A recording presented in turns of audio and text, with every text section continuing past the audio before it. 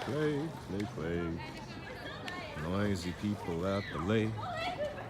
Last remaining sun at the lake. Oh boy.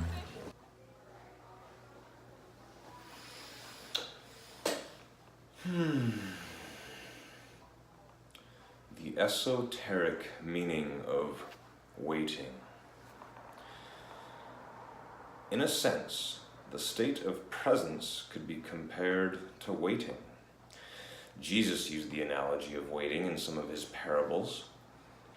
This is not the usual bored or restless kind of waiting that is a denial of the present and that I spoke about already.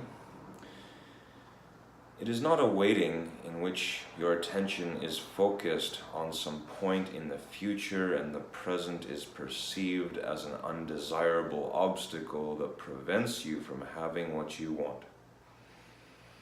There is a qualitatively different kind of waiting, one that requires your total alertness. Something could happen at any moment, and if you are not absolutely awake, absolutely still, you will miss it. This is the kind of waiting Jesus talks about. In that state, all your attention is in the now. There is none left for daydreaming, thinking, remembering, anticipating. There is no tension in it, no fear, just alert presence. You are present with your whole being, with every cell of your body. In that state, the you that has a past and a future, the personality, if you like, is hardly there anymore.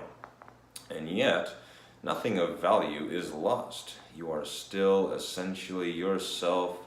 In fact, you are more fully yourself than you ever were before, or rather, it is only now that you are truly yourself.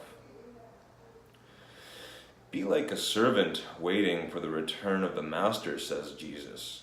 The servant does not know at what hour the master is going to come, so he stays awake, alert, poised, still, lest he miss the master's arrival. In another parable, Jesus speaks of the 5 careless, unconscious women who do not have enough oil, consciousness, to keep their lamps burning, stay present, and so miss the bridegroom, the now. And don't get to the wedding feast, enlightenment. These 5 stand in contrast to the 5 wise women who have enough oil, stay conscious. Even the men who wrote the Gospels did not understand the meaning of these parables, so the first misinterpretations and distortions crept in as they were written down. With subsequent erroneous interpretations, the real meaning was completely lost. These are parables not about the end of the world, but about the end of psychological time. They point to the transcendence of the egoic mind and the possibility of living in an entirely new state of consciousness.